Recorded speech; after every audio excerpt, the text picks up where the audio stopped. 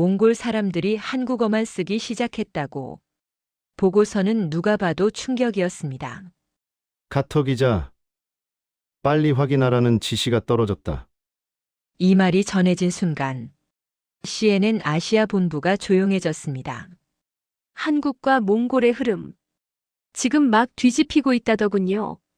상사는 마지막으로 이렇게 말했습니다. 조심해라. 이번 거는 단순 문화 이슈가 아니다. 과연 무슨 일이 있었던 걸까요? 사연을 시작하기 전에 구독, 좋아요와 함께 여러분들은 어디서 영상을 보고 계신지 댓글로 남겨주세요. 반갑게 인사하고 싶어요. 구독과 좋아요 그리고 댓글은 모두 무료입니다. 지금부터 사연이 시작됩니다. 울란바토르 상공에 접근하자 창문 밖으로 도시 전체가 희미한 회색빛으로 갈려 보였습니다. 저는 숨을 고르며 상사의 마지막 경고를 떠올렸습니다. 비행기 문이 열리자 얼음 같은 공기가 온몸을 감쌌고 바람 사이로 묘한 소리가 흘렀습니다. 한국말이었습니다. 택시 승강장에서 들린 인사도 주변 사람들의 대화도 모두 한국말이었습니다. 순간 등줄기를 타고 긴장감이 파고들었습니다. 도심으로 들어서자 더 놀라운 광경이 펼쳐졌습니다. 메인 거리의 간판 절반 이상이 한국말로 적혀 있었고 아이들은 흐트러짐 없는 발음으로 서로에게 한국어를 건넸습니다. 저는 카메라 감독에게 숨을 삼킨 목소리로 말했습니다. 이 도시가 왜 이렇게 된 것이지? 누가 처음 불을 붙인 거지? 바람이 건물 벽을 스칠 때마다 금속이 울리는 듯한 진동이 귀 안쪽 깊이 전해졌습니다. 몽골 겨울 특유의 차가운 냄새 속에서 한국 음식 냄새가 섞여 올라왔고 사람들 발걸음은 마치 서울 명동을 걷는 듯 했습니다.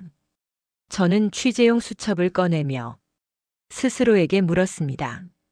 지금 이 광경은 단순한 문화 확산인가? 아니면 누군가가 만든 흐름인가? 그때 한 노신사가 제게 다가와 낮게 말했습니다. 기자 양반, 이 변화는 갑자기 생긴 게 아니오. 30해 전 한 사람이 처음 씨앗을 심었지. 그 사람을 찾게나. 그가 사라지면서 모든 흐름이 시작됐소. 그 순간 눈앞의 도시가 전혀 다른 의미로 보이기 시작했습니다. 저는 느꼈습니다. 이 취재는 단순한 현상 파악이 아니라 사라진 한 사람의 흔적을 좇는 더 깊은 이야기라는 것을. 도심 취재를 마치고 돌아오는 길, 저는 노신사가 남긴 말만 계속 머릿속에서 맴돌았습니다. 30해 전 한 사람이 처음 씨앗을 심었다고 했지. 그를 찾으라 했지. 그 말은 단순한 조언이 아니라 확신에 가까운 경고처럼 귀 속에서 오래 울렸습니다. 호텔 방에 도착하자마자 저는 책상을 정리하고 취재 메모를 펼쳤습니다. 창밖으로는 야간 조명이 도시의 윤곽을 희미하게 비추고 있었고 그 속에서 들려오는 사람들 대화는 여전히 자연스러운 한국말이었습니다. 이 도시는 어떤 힘에 의해 움직이고 있는가? 이 질문이 점점 더 제 가슴을 누르는 듯 했습니다. 문득 휴대폰이 진동했습니다. 발신자는 국립대학교 연구원 바야르 씨였습니다. 메시지는 짧았습니다. 기자님 찾으시는 사람. 단서가 조금 생겼습니다. 내일 오전 9시 대학 뒤편에서 뵙겠습니다. 메시지를 읽는 순간 공기 속 온도가 한없이 낮아지는 느낌이 들었습니다. 단서라는 표현은 그냥 쓰는 게 아니었습니다. 이 흐름을 아는 사람이라면 그 단어의 위험을 누구보다 잘 알고 있을 테니까요. 저는 침대에 앉아 잠시 두 눈을 감고 마음을 가다듬었습니다. 가볍게 한숨이 새어나왔습니다. 무엇이 이 도시에 이토록 빠르게 한국말을 퍼뜨린 것인가? 무엇이 사람들 마음을 이렇게 움직인 것인가? 그 답은 그 노신사가 말한 씨앗 속에 모두 담겨 있을 것입니다. 새벽이 가까워오자 차가운 바람이 창문 틈을 때렸고 멀리서 케이팝이 흐르는 듯한 희미한 음향이 들려왔습니다. 이 도시가 품고 있는 진동이 마치 땅속 깊은 곳에서 서서히 올라오는 것처럼 느껴졌습니다.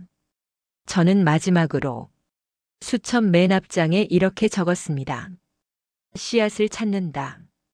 그 사람을 만나면 이 이야기는 완전히 방향을 바꾼다. 그 문장을 적는 순간 제 안에서 무언가가 단단히 굳어졌습니다. 내일 나는 이 흐름의 첫 단서를 직접 마주하게 될 것입니다. 대학 뒤편 골목은 아침 공기가 너무 차가워 숨을 들이쉬면 폐가 시릴 정도였습니다. 저는 약속된 시간보다 10분 먼저 도착해 주변을 살폈습니다. 바람이 스치는 소리는 얇고 벽돌 냄새가 희미하게 배어 있었고 발걸음 아래 눈이 살짝 얼어 바삭한 소리가 이어졌습니다. 잠시 후 짙은 코트를 걸친 한 남자가 조용히 골목 안으로 들어섰습니다. 그는 제 앞에 멈춰 서더니 낮은 목소리로 말했습니다. 카터 기자님 맞으시죠? 제가 바야르입니다. 오늘 말씀드릴 내용은 조금 조심스러울 수 있습니다. 그의 눈빛은 평소 연구자 특유의 온화함과는 달랐습니다. 어떤 결심과 경계가 한꺼번에 비쳐 보였습니다. 저는 천천히 고개를 끄덕이며 그의 말을 기다렸습니다. 바야르는 주변을 살피고 나서 조용히 한 장의 봉투를 내밀었습니다. 이건 오래전 자료입니다. 실은 저도 최근에서야 이 존재를 알게 되었습니다. 기자님이 찾는 씨앗 이야기. 바로 여기에서 시작됩니다. 봉투 안에는 오래된 흑백 사진 한 장이 담겨 있었습니다.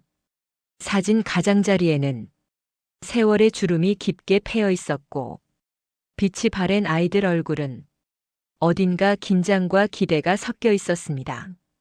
그들 한가운데 한국인으로 보이는 한 남자가 조용히 서 있었습니다. 저는 떨리는 손끝으로 사진을 들었고 바야르는 제 반응을 지켜보며 말했습니다. 이분이 바로 30해 전 처음 씨앗을 심은 사람입니다. 이 사진이 찍힌 날부터 몽골의 한국어 역사가 서서히 움직이기 시작했지요. 하지만 이상하지 않습니까? 이런 분이 공식 기록 어디에도 없습니다.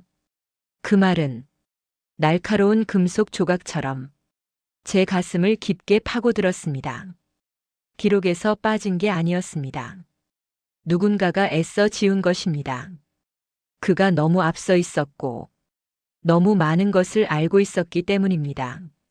기자님이 찾는 흐름의 출발점은 바로 이분입니다. 저는 사진 뒷면을 살폈습니다. 연한 연필 글씨로 오르홍강 북쪽 첫 교실 이렇게 적혀 있었습니다. 짧은 문장이었지만 그 안에는 묘한 울림과 숨겨진 의미가 짙게 배어 있었습니다. 바야르는 사진을 바라보며 낮게 말했습니다. 이분이 사라진 순간부터 몽골의 한국어 흐름이 갑자기 폭발하기 시작했습니다. 그 과정은 자연적이 아니었습니다. 누군가가 방향을 틀어버린 것입니다. 그 말이 끝나는 순간 저는 이 도시가 가진 전체 흐름이 전혀 다른 모습으로 보이기 시작했습니다. 사진 속 남자, 그의 존재, 그의 사라짐, 그의 흔적을 따라가야만 이 취재의 다음 문이 열릴 것임을 확신하게 되었습니다. 바야르와 헤어진 뒤 저는 사진을 품속 깊이 넣었습니다. 작은 종이 한 장이지만 그 무게는 도시 전체보다 더 묵직하게 느껴졌습니다. 호텔 로비에 들어서자 따뜻한 공기와 커피 향이 얼어있던 손끝을 스쳤습니다. 하지만 마음속은 여전히 차갑고 불편했습니다.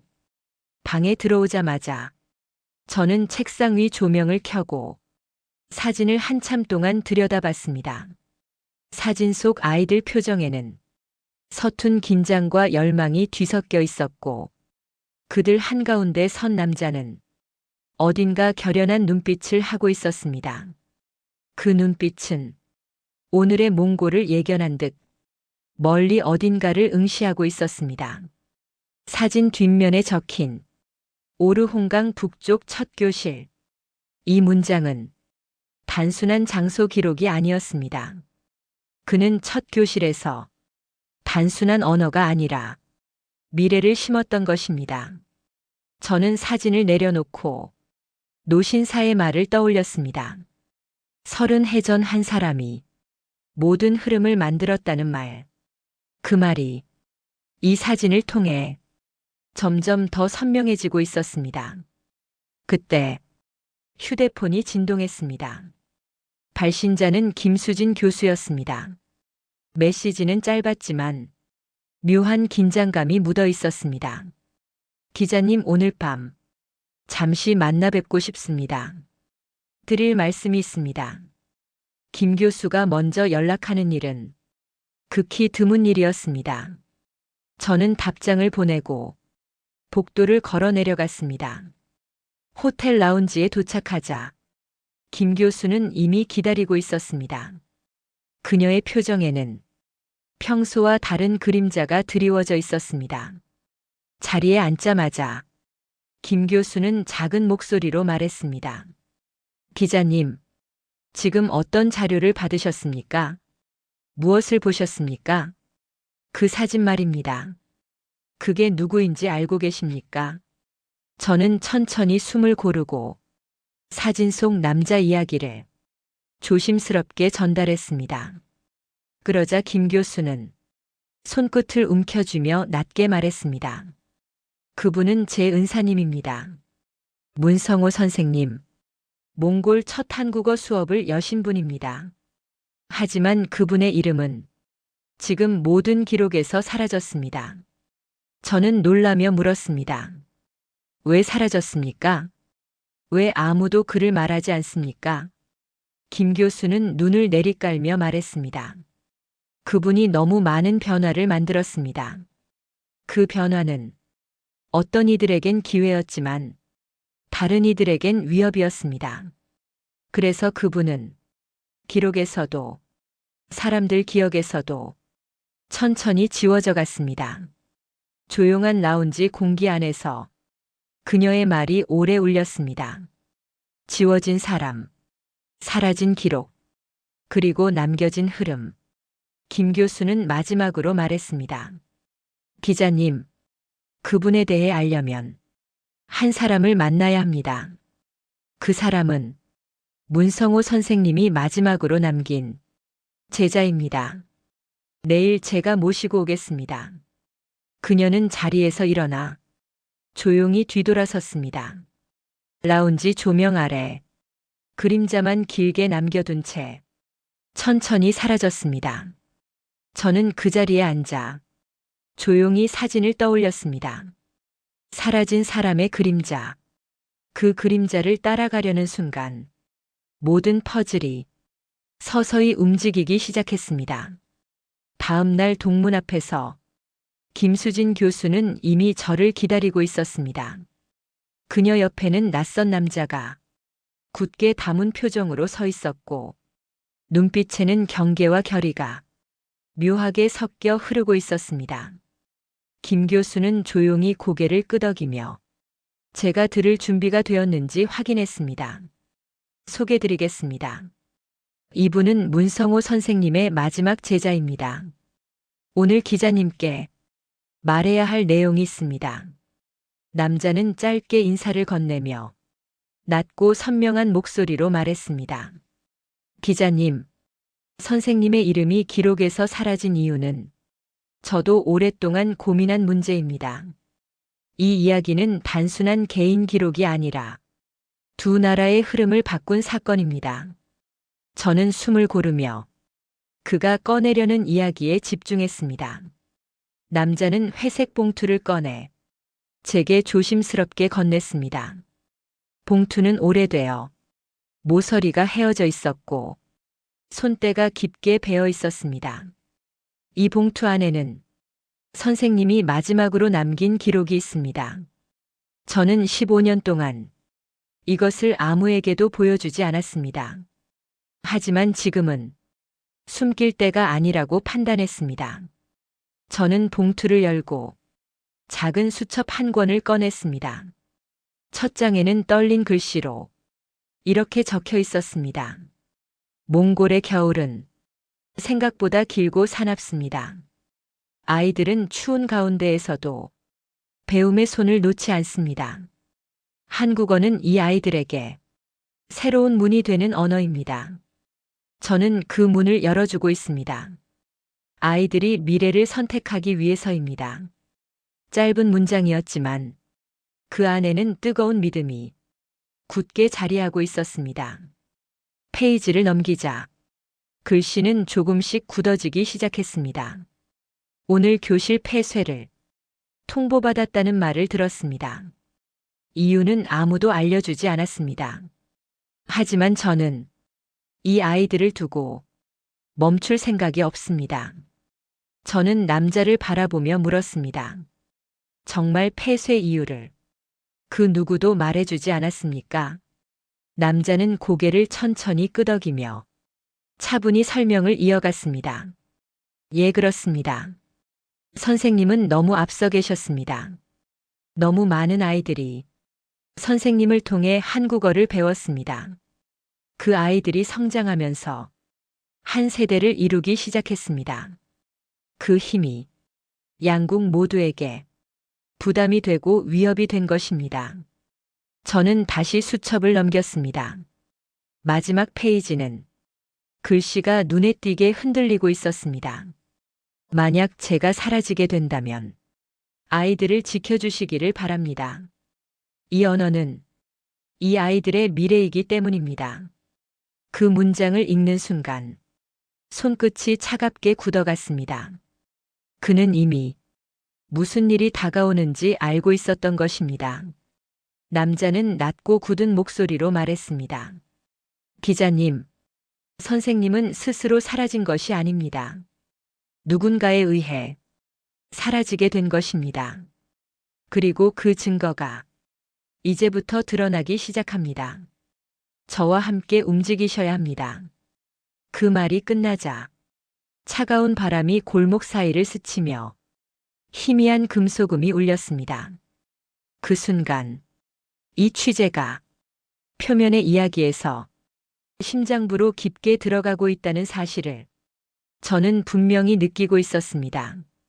도시 외곽으로 향하는 차 안에서 저는 수첩을 가방 깊숙이 넣으며 마음속에 남아있는 떨림을 진정시키려 애쓰고 있었습니다. 창밖에는 스산한 바람이 살얼음 낀 도로를 스치며 지나갔고 엔진의 낮은 진동이 좌석을 통해 몸속으로 파고들었습니다. 남자는 조용히 앞을 바라보며 입술을 굳게 다물고 있었습니다. 그의 표정에서는 말하지 못한 이야기들이 끝없이 쌓여 있는 듯 했습니다. 잠시 후 그는 마치 다짐을 정리하듯 낮은 목소리로 이야기했습니다. 선생님이 사라지기 전 마지막으로 남긴 기록이 한 곳에 보관되어 있습니다. 그곳을 보여드려야 합니다. 그 안에 모든 답이 있습니다. 차량은 도시 외곽을 벗어나 낮은 건물이 드문 황량한 지대로 들어섰습니다. 바람결에 실린 냄새는 먼지와 쇠 비린 냄새가 섞여 있었고 공기는 도심보다 더 무겁게 느껴졌습니다. 차량이 멈추자 남자는 문을 열며 말했습니다. 여기가 선생님이 마지막 수업을 하셨던 자리입니다. 이제 아무도 찾지 않는 곳입니다. 저는 발을 내딛는 순간 눈밭 아래 얼어있던 자갈들이 부딪히며 짧고 차가운 소리를 냈습니다. 작은 교실 건물은 벽면 페인트가 벗겨져 있었고 창문엔 종이 흔적만 남아 바람이 밀고 들어올 만큼 약해 보였습니다. 그러나 문을 여는 순간 공기 속에서 묘한 온기가 흩어져 나왔습니다. 아이들이 떠난 교실 특유의 희미한 체온이 남아있는 듯 했습니다. 남자는 교실 중앙에 서더니 천천히 손가락으로 바닥 한 곳을 가리켰습니다. 그 지점은 마룻바닥이 미세하게 들떠 있었고 색이 주변과 달랐습니다. 선생님은 늘 여기서 수업을 하셨습니다. 그리고 사라지기 직전 이 바닥 아래에 무언가를 숨기셨습니다. 그걸 꺼내 보셔야 합니다. 기자님이 직접 보셔야 합니다. 저는 무릎을 꿇고 들뜬 마룻 조각을 조심스럽게 젖혔습니다. 나무 아래에는 작은 금속 상자가 묻혀 있었고 상자 표면은 녹과 긁힌 자국으로 지난 세월을 증명하고 있었습니다. 손끝으로 상자를 들어 올리는 순간 서늘한 감촉이 손바닥을 짓누르듯 스며들었습니다. 상자 뚜껑을 열자 차갑게 식은 공기와 함께 얇게 접힌 봉투 하나가 들어 있었습니다. 봉투 표면에는 흐릿한 필체로 마지막 기록이라는 문장이 적혀 있었습니다. 저는 숨을 고르고 천천히 봉투를 꺼내 들었습니다. 남자는 뒤에서 조용히 말했습니다. 기자님, 이 봉투를 여는 순간 돌아갈 수 없습니다. 이 내용은 누구도 쉽게 넘길 수 없습니다. 선생님의 사라짐과 이 도시의 흐름이 바뀐 이유가 모두 그 안에 있습니다. 교실의 침묵이 차갑게 내려앉았고 바람은 창문 틈을 스치며 낡은 종이를 흔들었습니다. 저는 두 손으로 봉투를 붙잡고 천천히 숨을 들이마시며 마음속 깊은 곳에서 결심이 올라오는 것을 느꼈습니다. 이제 그가 왜 사라졌는지, 누가 그를 지웠는지, 그리고 왜 이 도시 전체가 한국말을 선택하게 되었는지 모든 진실이 바로 눈앞에 다가온 것입니다. 교실 바닥 위에 선 채로 저는 오래된 봉투를 손에 들고 그 표면에 남은 잉크 자국을 가만히 바라보고 있었습니다. 흐릿한 필체였지만 그 안에 담긴 긴장과 절박함이 손끝까지 전해지는 듯 했습니다. 남자는 숨을 잠시 고르더니 조용한 목소리로 말했습니다. 기자님, 그 봉투를 여는 순간 선생님이 겪었던 모든 과정이 기자님께 그대로 다가옵니다. 준비되셨다면 열어보셔도 됩니다. 저는 봉투 가장자리를 천천히 뜯기 시작했습니다. 종이가 찢어지는 소리가 교실에 고요하게 울렸습니다. 안에는 낡은 종이 3장이 조심스럽게 접힌 채 들어 있었습니다. 종이를 펼치는 순간 글씨의 떨림과 잉크 번짐이 눈에 선명하게 들어왔습니다. 첫 번째 문장부터 숨이 막혀 올랐습니다. 오늘 낮에 어떤 인물이 나를 찾아왔습니다. 그는 자신을 정부 관계자라고 소개했습니다. 교실을 계속 운영하면 아이들에게도 위험이 갈 수 있다고 말하고 갔습니다. 저는 종이를 들고 남자를 바라보았습니다. 남자는 천천히 고개를 끄덕였습니다. 예, 그렇습니다. 그 시점부터 선생님은 감시를 받기 시작했습니다. 누가 왜 이런 경고를 했는지는 아직까지 명확하지 않습니다. 하지만 그 뒤로부터 선생님 일지의 분위기가 완전히 달라지기 시작했습니다. 저는 두 번째 종이를 펼쳤습니다. 글씨는 더 급하게 흐트러져 있었고 마치 누군가에게 쫓기듯 짧고 단단한 문장으로 이어졌습니다. 오늘 두 번째 경고를 들었습니다. 아이들은 아무 잘못이 없습니다. 나는 그저 아이들이 미래를 선택하게 도와주고 있을 뿐입니다. 그런데도 누군가는 이 교실을 두려워하고 있습니다. 저는 숨을 삼키며 종이 가장자리를 움켜쥐었습니다. 교실의 바람 소리가 점점 좁아지는 듯 했습니다. 언어를 가르치는 일이 어떻게 누군가의 두려움이 될 수 있는지 생각이 깊게 파고들었습니다. 남자는 낮고 굳은 목소리로 말했습니다. 선생님은 한국말을 가르치는 일이 사람들의 사고를 바꾼다는 사실을 누구보다 먼저 알았습니다. 아이들이 언어를 배우면 세상을 해석하는 틀이 바뀌었습니다. 그 변화가 너무 빠르고 너무 넓게 번진 것입니다. 저는 마지막 종이를 펼쳤습니다. 글씨는 거의 끊어지다시피 했고 마지막 문장은 손끝에서 떨리고 있었습니다. 오늘 마지막 경고를 받았습니다. 이번 경고는 돌아올 수 없다는 의미라고 들었습니다. 그래도 저는 떠나지 않을 것입니다. 아이들이 있기 때문입니다. 만약 내가 사라지게 된다면 이 기록을 보는 사람이 아이들을 지켜주기를 바랍니다. 문장을 읽는 순간 가슴 깊은 곳이 서늘하게 쪼여오는 느낌이 들었습니다.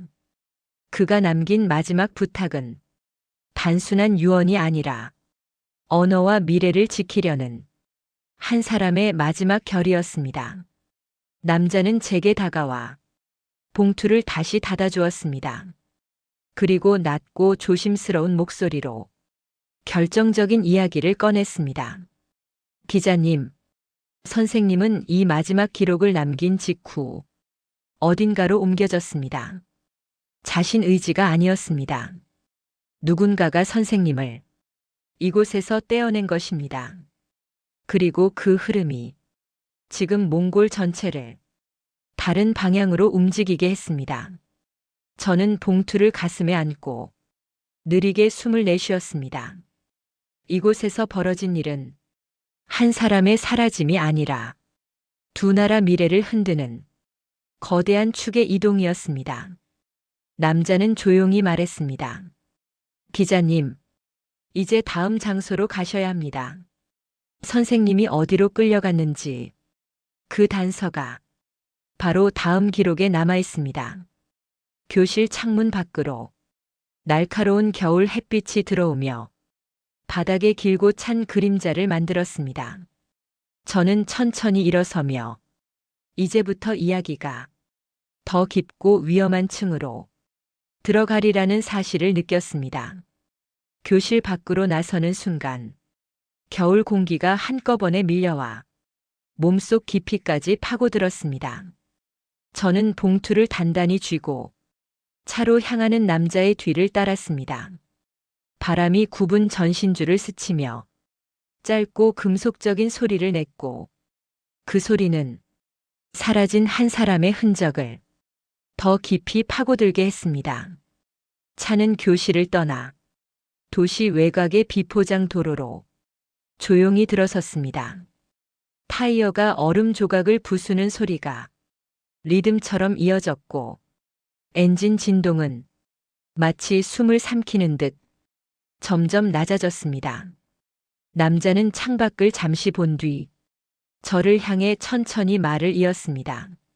선생님이 마지막으로 어디에 있었는지 기록한 장소가 있습니다.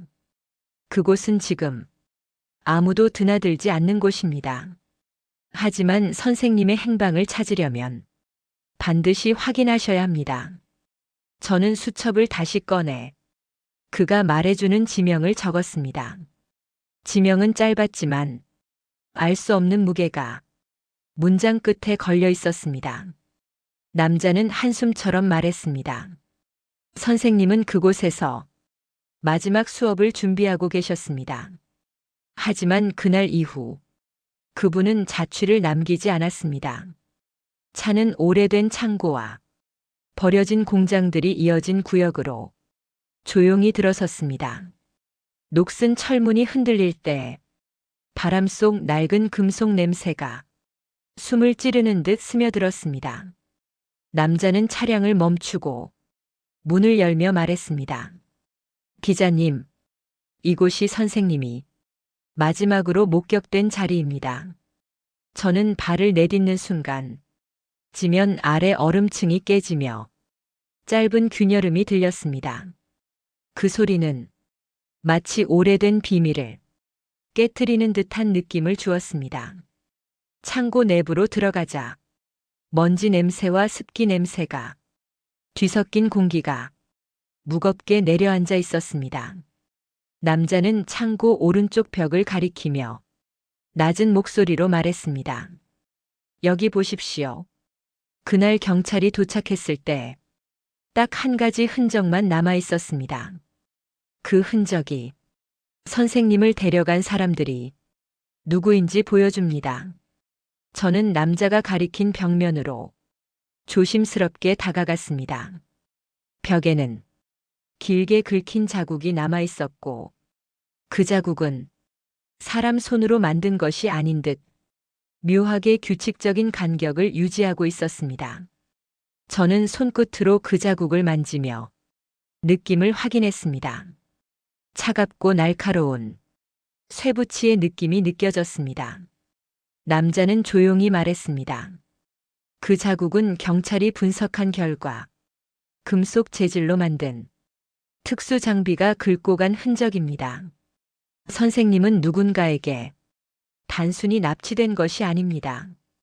체계적으로 데려간 것입니다. 그 집단은 선생님을 체계적으로 감시해왔습니다. 저는 숨을 깊이 들이키며 가슴속에 차오르는 의문을 마음속에 정리했습니다. 도대체 누가 한 교육자를 이렇게까지 두려워한 것입니까? 누가 그를 지워야 했습니까? 남자는 제 눈을 바라보며 조용히 고개를 끄덕였습니다. 이제 다음 기록을 보셔야 합니다. 선생님은 사라지기 직전 한 통의 메시지를 남기셨습니다. 그 메시지가 우리가 가야 할 다음 장소를 알려줍니다. 창고 문틈 사이로 바람이 내리쳐 종이들이 흔들리며 서늘한 그림자를 만들었습니다. 저는 봉투를 다시 품에 넣으며 느낄 수 있었습니다. 지금부터의 여정은 단순한 실종 사건을 넘어서 더 거대한 흐름의 중심을 향해 들어가고 있다는 사실을요. 창고 밖으로 나오자 바람은 전보다 훨씬 거세게 불어 얼굴 피부를 날카롭게 스쳤습니다. 저는 코트를 여미며 남자의 뒤를 따라 천천히 발걸음을 옮겼습니다. 눈밭 위 발자국이 규칙적인 소리를 내며 이어졌지만 그 소리 너머로 알 수 없는 긴장감이 서늘하게 스며들었습니다. 차에 오르자 남자는 조심스럽게 주머니에서 접힌 종이 한 장을 꺼냈습니다. 종이는 오래되어 모서리가 부서져 있었고 이름 없이 적힌 글씨가 연필 자국처럼 희미하게 남아 있었습니다. 남자는 그 종이를 제게 건네며 말했습니다. 이것이 선생님이 사라지기 직전 남긴 마지막 메시지입니다. 이 메시지만이 그분이 어디로 향했는지 우리가 확인할 수 있는 유일한 단서입니다. 저는 종이를 펼치며 조용히 숨을 들이켰습니다. 글씨는 급하게 적은 듯 했지만 문장 하나하나에는 절박함과 결의가 묻어 있었습니다. 나는 감시를 받고 있습니다. 누군가가 아이들을 더 이상 만나지 못하게 하려 합니다. 하지만 저는 마지막 수업을 준비하고 있습니다. 그 수업은 지금까지와 전혀 다를 것입니다. 만약 제가 이곳을 떠나게 되면 오르홍강 북쪽에 있는 낡은 숙소를 찾아가 주십시오. 저는 종이를 움켜쥔 채 잠시 말을 잃었습니다. 그곳은 오래전 첫 교실이 있던 바로 그 지역이었고 모든 흐름의 시작점이었습니다. 남자는 제 표정을 읽고 천천히 시선을 들었습니다. 맞습니다, 기자님. 선생님은 처음 씨앗을 심은 자리로 스스로 돌아가려 하셨습니다. 하지만 그분은 그곳에 도착하지 못하셨습니다. 우리는 그 이유를 이제부터 확인해야 합니다. 차는 방향을 틀어 오르홍강 지역으로 향하기 시작했습니다. 도로 위 바람은 점점 더 거칠어졌고 차창 너머로 보이는 지평선은 어두운 구름 아래 묵직한 긴장을 드리우고 있었습니다. 남자는 말했습니다. 선생님은 마지막 수업에서 어떤 내용을 준비하셨는지 아무에게도 말하지 않으셨습니다. 하지만 그 수업을 막으려 했던 사람들이 그 내용을 알고 있었다는 점이 더 큰 문제입니다. 그들이 두려워한 것은 단순한 교육이 아닙니다. 생각을 바꾸는 힘이었습니다. 저는 창밖을 바라보며 점점 굳어지는 공기 속에서 말할 수 없는 압박감을 느꼈습니다. 언어가 바뀌면 사고가 바뀌고 사고가 바뀌면 세상이 바뀐다는 사실을 누군가는 가장 먼저 깨달았던 것입니다. 남자는 마지막으로 결정적인 이야기를 꺼냈습니다. 기자님, 우리가 지금 가는 그 숙소는 선생님이 사라지기 직전 누군가를 만나기로 했던 장소입니다. 그 누군가가 누구인지에 따라 이 사건의 성격이 완전히 달라집니다. 그 사람을 찾으면 선생님 실종의 전말이 드러납니다. 차는 북쪽 도로를 따라 서서히 어둠 속으로 들어갔습니다. 바람은 온도를 잃은 채 차체를 세게 두드렸고 도시는 멀어지고 진실은 가까워지고 있었습니다. 차가 북쪽으로 한참을 달리기 시작했을 때 도로 위의 풍경은 도시의 흔적을 완전히 잃었습니다. 양옆으로 펼쳐진 평원은 거센 바람에 흔들렸고 눈발이 낮게 깔려 지면과 하늘의 경계마저 흐릿하게 만들고 있었습니다. 남자는 운전대 위 손가락을 조용히 두드리며 마치 결심을 굳히는 듯 낮은 숨을 내쉬었습니다. 기자님, 이 사건이 단순 실종이라고 생각하시면 안 됩니다. 선생님이 사라지기 전 마지막으로 남긴 동선에는 분명 누군가의 개입이 있었습니다. 우리는 그것을 확인해야 합니다. 저는 조용히 고개를 끄덕이며 손에 쥔 종이를 다시 펼쳤습니다. 오르홍강 북쪽 숙소. 그 장소는 처음 언어학교가 열렸던 자리와 불과 몇 킬로 떨어지지 않았습니다. 선생님은 왜 그 오래된 장소로 다시 돌아가려 하셨던 것일까요? 눈길을 지나던 차는 흔들림을 견디기 위해 속도를 줄여야 했습니다. 하지만 바람이 유난히 강해지는 지점부터 저는 이유를 알 수 없는 불길한 기운을 느끼기 시작했습니다. 마치 누군가 우리를 보고 있는 듯한 서늘한 감각이 등을 따라 천천히 올라왔습니다. 남자는 말했습니다. 선생님이 마지막으로 연락을 취했던 사람이 한 명 있습니다. 그 사람은 신원을 숨긴 채 접근했고 목적을 밝히지 않았습니다. 그 사람의 목소리는 녹음 파일로 남아 있습니다. 하지만 얼굴은 끝내 확인되지 않았습니다. 저는 숨을 고르며 물었습니다. 그 사람은 어떤 이야기를 했습니까? 남자는 조용히 대답했습니다. 그 사람이 말했습니다. 수업을 멈추십시오. 그 언어는 더 이상 가르쳐서는 안 됩니다. 만약 계속하면 누군가는 움직일 것입니다. 이 말이었습니다. 저는 순간 심장이 한번 크게 뛰는 것을 스스로 느꼈습니다. 언어를 배우는 일이 어떻게 누군가의 위협을 불러올 수 있었던 것일까요? 하지만 남자는 단호한 표정으로 말했습니다. 기자님, 선생님이 준비하신 마지막 수업은 그저 언어를 배우는 수업이 아니었습니다. 그 수업은 단어가 아니라 사고를 바꾸는 방법을 가르치는 내용이었습니다. 차는 언덕을 넘어 북쪽 협곡을 향해 조금씩 접근하고 있었습니다. 해가 기울며 평원 전체가 붉은 빛으로 변했고 바람은 날카롭게 차체를 파고들었습니다. 남자는 더 낮은 목소리로 결정적인 사실을 덧붙였습니다. 선생님이 사라지기 이틀 전 알 수 없는 조직에서 누군가 이 지역으로 급히 들어왔습니다. 그들이 무엇을 찾는지 아직은 알 수 없습니다. 하지만 분명한 것은 그들의 움직임이 시작되면 누구도 멈출 수 없다는 점입니다. 저는 차창 밖 멀어지는 지평선을 바라보며 말할 수 없는 압박감을 온몸으로 느꼈습니다. 우리가 향하는 숙소는 단순한 장소가 아니라 이 사건의 핵심일 가능성이 점점 더 확실해지고 있었습니다. 남자는 마지막으로 말했습니다. 기자님, 우리가 도착하면 두 가지 중 하나가 기다리고 있을 것입니다. 진실이거나 진실을 숨기려는 의도이거나 둘 중 하나입니다. 그리고 기자님은 그 판단을 직접 내려야 합니다. 차는 협곡 입구에서 서서히 속도를 줄였습니다. 서늘한 바람이 차창 진동을 타고 긴장된 공기를 일으키고 있었습니다. 이제 모든 흐름은 한 곳을 향해 모이고 있었고 저는 그 자리에 드디어 도착하려 하고 있었습니다. 협곡 안쪽으로 들어서는 순간입니다. 공기가 갑자기 묵직하게 가라앉았고 차창을 스치는 바람은 금속을 긁는 듯 거칠게 울리고 있었습니다. 저는 숨을 고르며 앞 좌석의 남자를 보았습니다. 남자는 조심스럽게 속도를 줄이며 말했습니다. 이 지점부터는 누구도 쉽게 들어오지 않습니다. 선생님이 마지막으로 발견된 장소는 바로 이 협곡 끝입니다. 저는 창밖을 바라보며 차가 흔들릴 때마다 등골을 타고 올라오는 차갑고 낯선 감각을 억누르려 했습니다. 협곡 양쪽 절벽은 햇빛조차 닿지 않는 어두운 틈을 이루고 있었고 그 안에서 어딘가 알 수 없는 기척이 우리의 움직임을 조용히 살피는 듯 했습니다. 남자는 지도를 꺼내 제 앞에 펼치며 말했습니다. 여기가 문제의 숙소입니다. 선생님은 이 건물에서 사흘간 머무르며 누군가와 연락을 주고받았습니다. 그 기록은 저희도 아직 다 열지 못했습니다. 하지만 분명한 점 하나는 선생님이 이곳에서 어떤 결심을 하셨다는 사실입니다. 저는 조용히 물었습니다. 무슨 결심입니까? 남자는 짧게 숨을 내쉬며 대답을 이어갔습니다. 선생님은 그 언어를 기반으로 한 새로운 분석 체계를 준비하고 계셨습니다. 그 체계가 완성되면 문화 교육 외의 영역에서도 막대한 변화가 생긴다고 말씀하셨습니다. 하지만 그 내용은 어디에도 남아있지 않습니다. 도착해서 확인해야 합니다. 협곡 끝 지점에서 우리는 차를 세웠습니다. 지면을 덮은 눈은 발자국 하나 없이 고요하게 깔려 있었고 그 고요함이 오히려 더 불안한 정적을 만들어내고 있었습니다. 저는 차에서 내려 서늘한 공기를 들이마시며 멀리 보이는 작은 건물을 천천히 바라보았습니다. 건물은 오래된 목재와 금속 판넬을 섞어 만든 작은 숙소였고 유리창은 모두 안쪽에서 가려져 있었습니다. 바람이 스치며 문틈을 지나갈 때마다 낯선 울림이 숙소 주변을 맴돌았습니다. 남자는 숙소 문 앞에서 조용히 손목시계를 확인하고 저를 향해 고개를 끄덕였습니다. 기자님, 이 문 너머에서 선생님이 마지막으로 무엇을 하셨는지 우리는 곧 알게 됩니다. 그리고 그 기록이 누군가에게는 위협이 될 수 있습니다. 조심하십시오. 저는 문고리에 손을 얹으며 가슴 깊은 곳에서 무언가 흘러올라오는 불안한 진동을 느꼈습니다. 문은 예상보다 쉽게 열렸습니다. 서늘한 공기와 함께 낯선 정적이 쏟아져 나왔고 저는 천천히 숙소 안으로 발을 들였습니다. 안쪽은 정리된 흔적이 거의 없었습니다. 책상 위에는 종이 여러 장이 흩어진 채 놓여 있었고 창문 틈으로 들어온 바람이 그 종이들을 미세하게 흔들고 있었습니다. 그 순간 남자가 책상 아래를 가리켰습니다. 저는 몸을 숙여 낡은 가방 하나를 조심스럽게 꺼냈습니다. 가방은 잠겨 있지 않았고 그 안에는 공책 2권과 작은 녹음기가 들어 있었습니다. 남자의 목소리가 긴장된 톤으로 낮아졌습니다. 기자님, 이 녹음기에는 선생님이 마지막으로 남기신 내용이 들어 있습니다. 그리고 어떤 단어가 집중적으로 반복됩니다. 그 단어가 무엇인지 기자님이 먼저 확인하셔야 합니다. 저는 녹음기를 손에 쥐고 버튼 위에서 잠시 멈췄습니다. 이 작은 기계 하나가 모든 흐름을 뒤바꿀 수 있다는 생각에 손끝이 서늘해졌습니다. 남자는 한 발 뒤로 물러서서 짧게 말했습니다. 준비되셨다면 재생하십시오. 이것이 선생님의 마지막 메시지입니다. 저는 조용히 숨을 들이마시고 버튼에 힘을 주었습니다. 찰나의 정적 후 낯설고 흔들리는 목소리가 공간 안으로 천천히 울려 퍼지기 시작했습니다. 녹음기에서 흘러나온 목소리는 떨리고 있었으며 마치 누군가를 피해 숨을 죽이는 사람처럼 조심스럽게 낮게 깔려 있었습니다. 저는 숨을 멈춘 채 그 음성을 들었습니다. 지금 여기에는 제가 예상하지 못한 무언가가 있습니다. 누군가 제 연구를 이미 알고 있습니다. 기록을 남기는 것도 위험해졌습니다. 목소리는 중간중간 숨을 가다듬는 소리가 섞여 있어 그가 얼마나 절박한 상황이었는지 확실하게 드러나고 있었습니다. 남자는 녹음기의 음량을 조금 높이며 말했습니다. 기자님, 이건 단순한 연구가 아닙니다. 이 단어들 속에는 문화와 언어를 넘어서는 기초 체계가 숨어 있습니다. 선생님은 그 체계를 재정렬하려 했습니다. 그게 누군가에게 위협이 된 것입니다. 녹음 속 목소리는 점점 빨라졌습니다. 제가 찾은 이 구조는 단순한 번역 방식이 아닙니다. 세대와 지역을 넘어 사람들의 사고를 하나의 축으로 모으는 기저 패턴입니다. 이 패턴이 완성되면 정보의 흐름이 정반대로 정렬됩니다. 그러면 우리는 새로운 방식으로 세상을 읽게 됩니다. 저는 남자를 바라보며 속삭이듯 물었습니다. 지금 말한 패턴이 정확히 무엇을 의미합니까? 남자는 눈빛을 좁히며 짧게 답했습니다. 집단의 사고 구조를 하나로 모으는 방식입니다. 언어와 문화의 흐름을 동시에 정리하는 알고리즘입니다. 이것이 완성되면 한 사회 전체가 동일한 방향을 보게 됩니다. 녹음 속에서는 갑작스레 무거운 발소리가 가까워지는 소리가 강하게 울렸습니다. 그 직후 그의 목소리가 급하게 흔들렸습니다. 시간이 없습니다. 누군가가 문 앞에 있습니다. 제가 전하려 했던 핵심 단어는 절대 외부에 노출되면 안 됩니다. 그러나 기자님에게는 말해야 합니다. 이 단어는 그 순간 녹음은 갑작스럽게 뚝 하고 끊겼습니다. 저는 숨을 들이마시며 녹음기를 내려놓았습니다. 남자는 차가운 표정으로 짧게 말했습니다. 이 문장 이후의 파일은 삭제되어 있었습니다. 누군가가 의도적으로 잘라낸 것입니다. 그리고 중요한 점은 선생님이 언급한 그 핵심 단어가 어디에도 남아있지 않다는 점입니다. 저는 책상 위에 남은 흩어진 종이들을 조심스럽게 모았습니다. 각 종이는 언어 구조와 패턴을 도식처럼 정리한 복잡한 기호들이 빽빽하게 적혀 있었지만 어떤 단어도 완전히 적혀 있지 않았습니다. 남자는 방안을 천천히 돌며 말했습니다. 선생님은 마지막까지 그 단어를 기록하지 않았습니다. 누군가가 노릴 것을 알고 계셨기 때문입니다. 그리고 기자님이 직접 그 단어를 찾아야 한다고 했습니다. 그것만이 전체 구조를 이어 다음 단계로 넘어가는 열쇠이기 때문입니다. 저는 다시 숙소 내부를 천천히 둘러보았습니다. 벽면에는 작은 메모들이 핀으로 고정되어 있었고 그 메모 사이로 특정한 방향을 가리키듯 연결된 선들이 실처럼 얇게 이어져 있었습니다. 남자는 그 선을 따라 창문 옆 작은 책장을 조심스럽게 열었습니다. 그 안에는 손때가 묻은 공책 한 권이 나란히 세워져 있었습니다. 남자는 공책을 꺼내며 짧게 말했습니다. 기자님, 이 공책이 선생님이 마지막으로 남긴 유일한 수기입니다. 여기에 단서가 있습니다. 그리고 이 단서는 다음 단계의 문을 엽니다. 이 페이지를 지금 열어야 합니다. 저는 손끝이 미세하게 떨리는 것을 느끼며 공책을 천천히 펼쳤습니다. 첫 페이지에는 짧은 문장 한 줄만 또박또박 적혀 있었습니다. 그 문장은 마치 저를 곧바로 다음 단계로 끌어당기는 듯 했습니다. 공책 첫 페이지에는 짧은 문장 하나가 조용하지만 날카롭게 새겨져 있었습니다. 그 문장은 마치 다음 장으로 향하는 문을 여는 암호처럼 정확한 힘을 품고 있었습니다. 기록은 항상 다른 기록을 부릅니다. 그러므로 답은 기록 사이에 있습니다. 저는 그 문장을 입안에서 천천히 되뇌었습니다. 기록 사이에 있습니다. 그 말이 의미하는 바가 서서히 형태를 드러내기 시작했습니다. 남자는 제 표정을 보며 천천히 고개를 끄덕였습니다. 선생님은 직접적인 단어를 어디에도 남기지 않았습니다. 대신 기록들과 기록들의 빈틈을 통해 그 단어를 찾도록 설계했습니다. 이것은 단순한 암호가 아니라 구조 자체를 이용한 추적 방식입니다. 저는 종이들을 다시 책상 위에 펼치며 그 사이의 여백과 끊어진 선들을 주의 깊게 살폈습니다. 선은 서로 이어지는 듯 끊어진 듯 불규칙하게 보였지만 한 지점을 중심으로 미세하게 모이고 있었습니다. 남자는 창가 쪽을 가리키며 말했습니다. 기자님, 선생님은 연구 과정에서 항상 중심점을 하나만 두셨습니다. 그 중심점을 기준으로 모든 구조가 재정렬되기 때문입니다. 그 점이 바로 단서를 잇는 자리입니다. 저는 공책에서 눈을 떼지 않은 채 조용히 물었습니다. 그 중심점이 어디라는 뜻입니까? 남자는 깊게 숨을 들이마시며 책상 위 종이를 하나씩 옮겨가며 정확한 위치를 가리켰습니다. 그 지점은 모든 선이 닿는 자리였고 비어있는 부분이었습니다. 마치 누군가가 의도적으로 극한만 지워놓은 듯 했습니다. 여기입니다. 선생님이 의도적으로 남긴 유일한 공백입니다. 이 공백에 들어갈 단어가 연구의 핵심이며 누군가가 두려워한 바로 그 내용입니다. 그리고 기자님은 이 빈칸을 채우라는 지시를 받은 것입니다. 저는 천천히 고개를 들며 남자의 얼굴을 바라봤습니다.